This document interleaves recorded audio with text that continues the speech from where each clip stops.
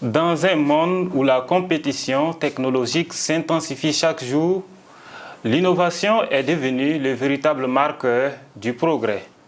L'émergence de l'intelligence artificielle n'est donc pas un hasard. Elle incarne un savoir-faire qui, tout en offrant des avantages considérables à l'humanité, soulève aussi des interrogations. Bonjour et bonsoir selon l'heure à laquelle vous nous suivez. Bienvenue sur Queen Mafa TV, la web télé des femmes. Aujourd'hui, nous ouvrons les débats autour d'un thème passionnant.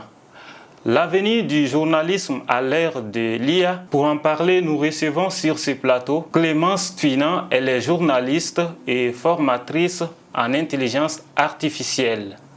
Bonjour Clémence. Bonjour Abdoulaye. Comment allez-vous? Je vais bien. Ok. Merci pour l'invitation. Merci, nous sommes ravis de vous recevoir sur notre plateau. Ok. Merci. Pour nos internautes qui vous découvrent, vous pourriez vous présenter ainsi que nous dire ce qui vous anime autant dans votre métier. D'accord. Voilà, moi c'est Clémence Tuinan, journaliste à la RTB. 18 ans de carrière, 10 ans en tant que formatrice, mais 3 ans en tant que formatrice sur les outils IA. Clémence Tuinan, c'est des émissions comme Patronyme, c'est des émissions comme Saramaya, là mes débuts, c'est des émissions comme actuellement Face, télé-réalité sur le mannequinat et le stylisme, et c'est des émissions comme IA au quotidien, format podcast qui passe sur Radio Burkina, IA au quotidien, format magazine télé sur RTV Zénith. Voilà. Riche background, on ne va pas s'ennuyer aujourd'hui. On parle beaucoup aujourd'hui de l'intelligence artificielle ou IA en anglais, mais au-delà du mot, qu'est-ce que l'IA? Ok, simplement, je me dis que l'intelligence artificielle, c'est quoi? Une technologie qu'on a mis dans des machines ou dans des ordinateurs portables ou tout simplement dans des portables. Voilà, une technologie, pour ne pas dire une connaissance, une compétence qui permet aux machines de réaliser des tâches qui étaient jusque-là dévolues à l'être humain. C'est-à-dire tout ce qui est de la cognition, la réflexion, le raisonnement. Jusque-là, il n'y avait que les hommes qui étaient capables de raisonner, de prendre une décision. Maintenant, les machines, les ordinateurs portables, les téléphones portables, les robots peuvent le faire. Donc, c'est ça l'intelligence artificielle. On a copié l'intelligence de l'humain qu'on a mis dans une machine. Voilà pourquoi cette intelligence, elle est artificielle. Ok.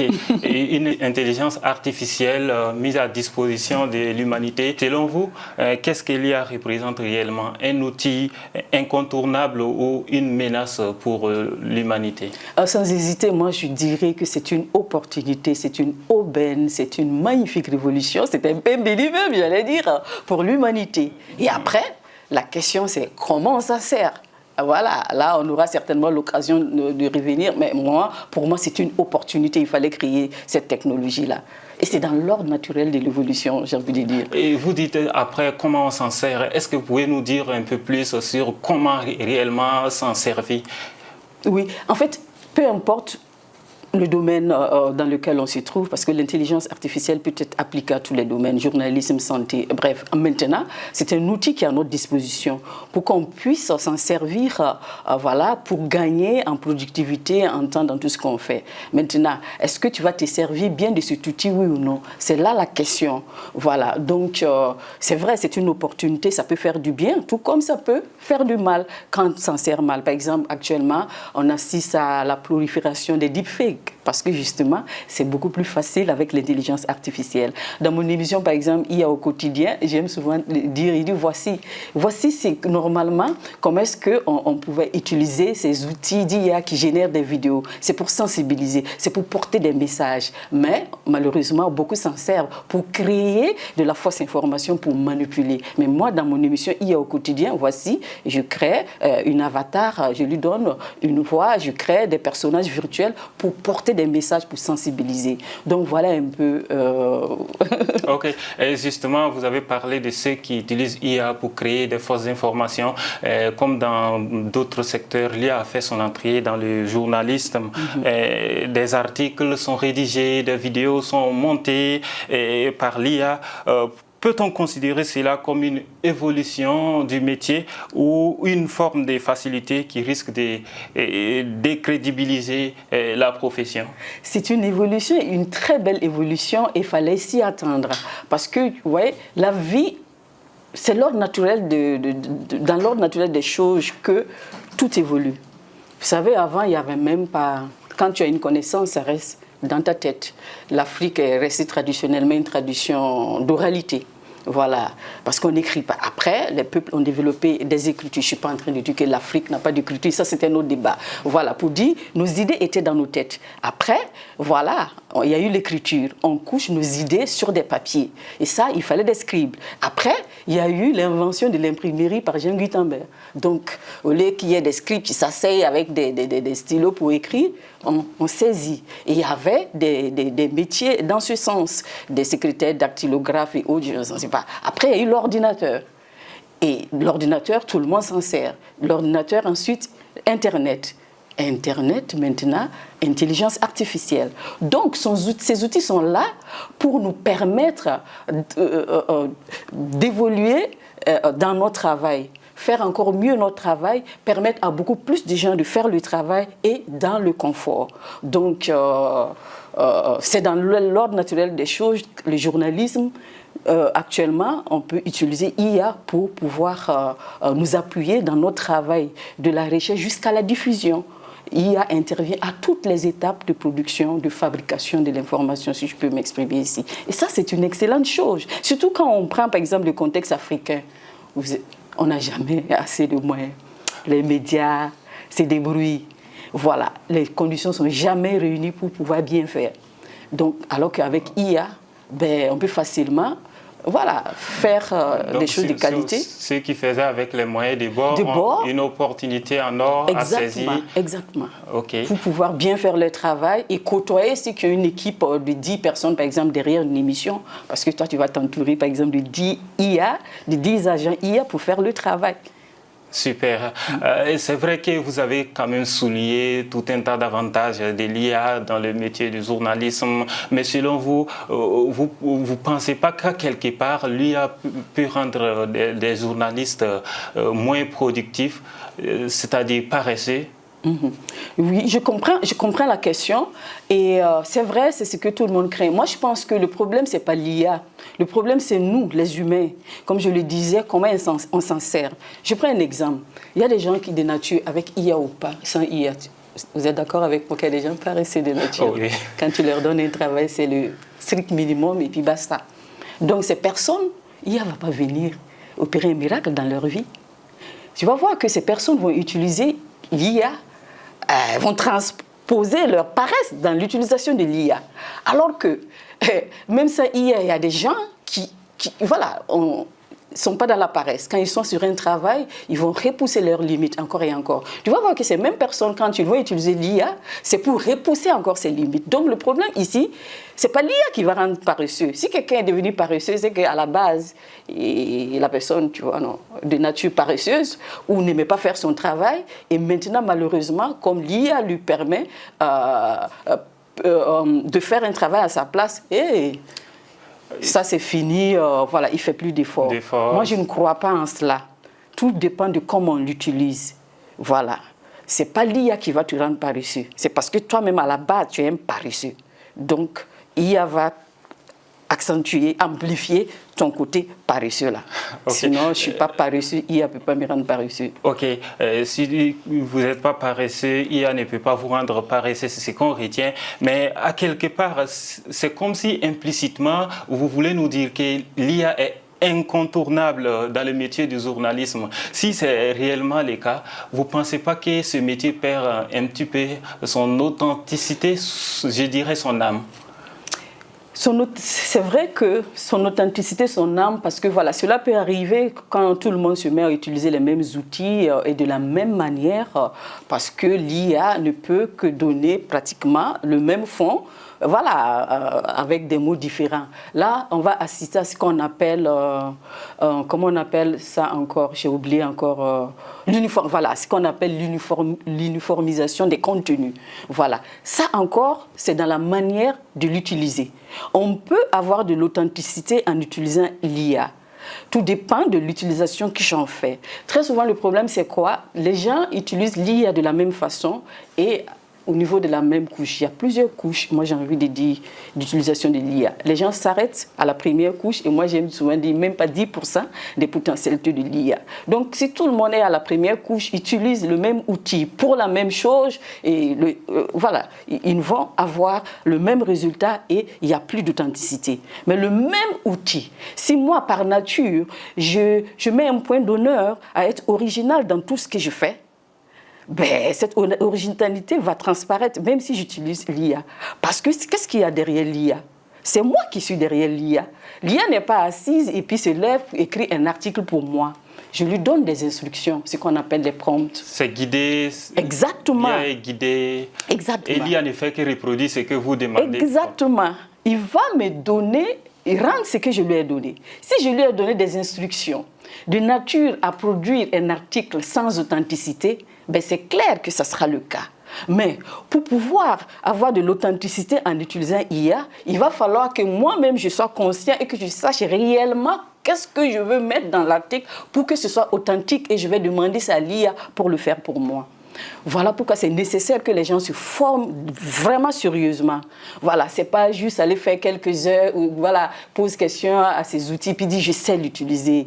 Il y a des strates d'utilisation et j'ai remarqué que les gens vraiment restent superficiellement. Sinon, effectivement, tu peux faire un contenu pas authentique, uniforme avec IA, tout comme tu peux aboutir à de l'authenticité puisque c'est toi qui dirige, c'est toi qui donne des instructions.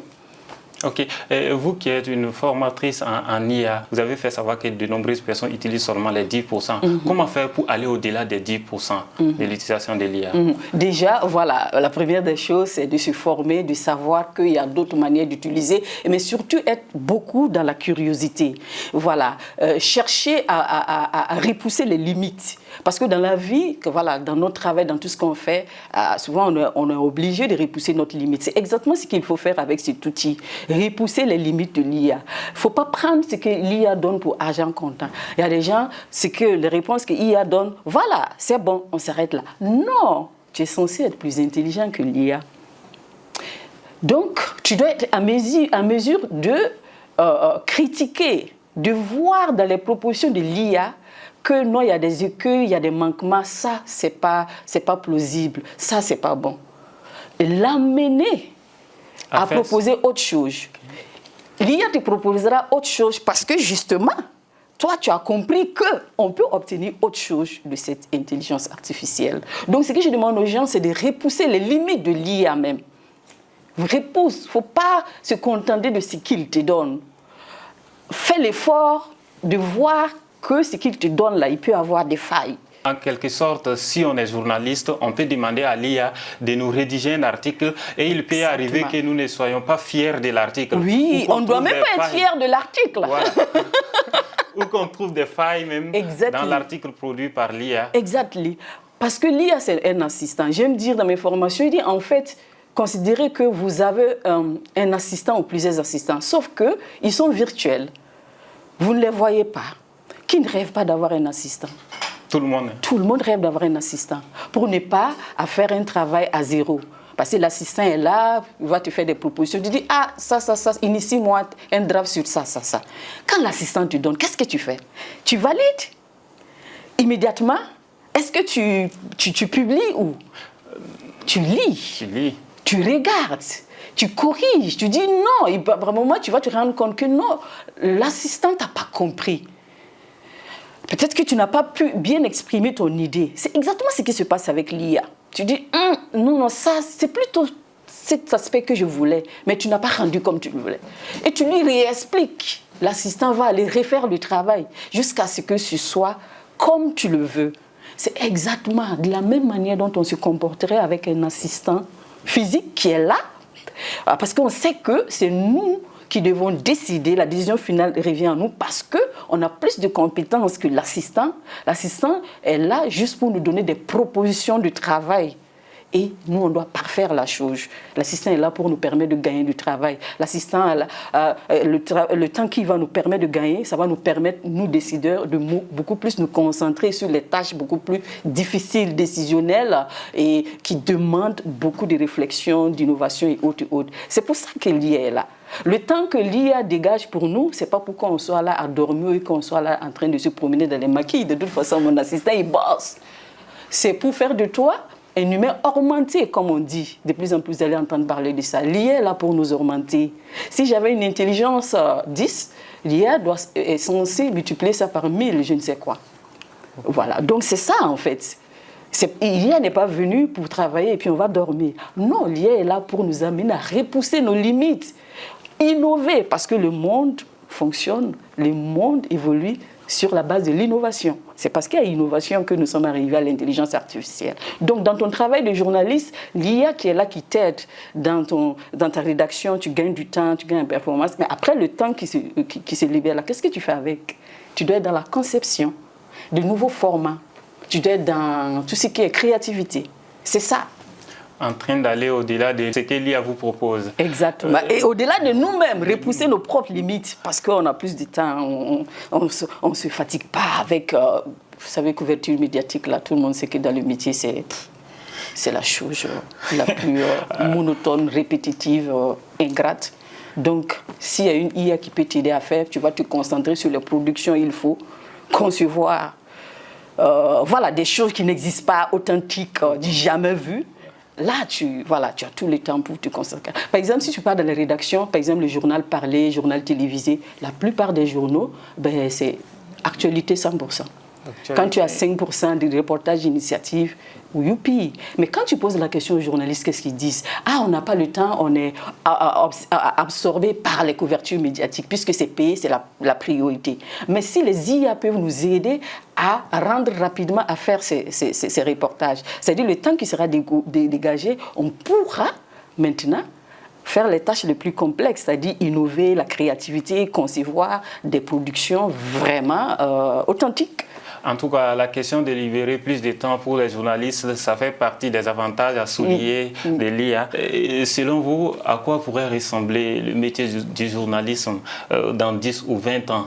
Un métier transformé ou un métier en disparition? Non, un métier transformé, un métier qui va nous obliger à nous adapter et on va assister beaucoup plus. De plus en plus, il y a pas mal de rédactions dans les rédactions des grands médias, Washington Post, Le Monde et j'en passe. Ils sont en train d'expérimenter ce qu'ils appellent augmented newsroom, les rédactions augmentées par l'intelligence artificielle et non les rédactions remplacées par l'intelligence artificielle. Voilà. Donc, on va se rendre compte que tout ce qui est, dans les jargons, il y a ce qu'on appelle le journalisme assis et le journalisme debout. Le journalisme assis, c'est tout ce qu'il y a comme chronique. Voilà, tu restes dans ton bureau, tu fais des recherches, puis tu proposes un papier.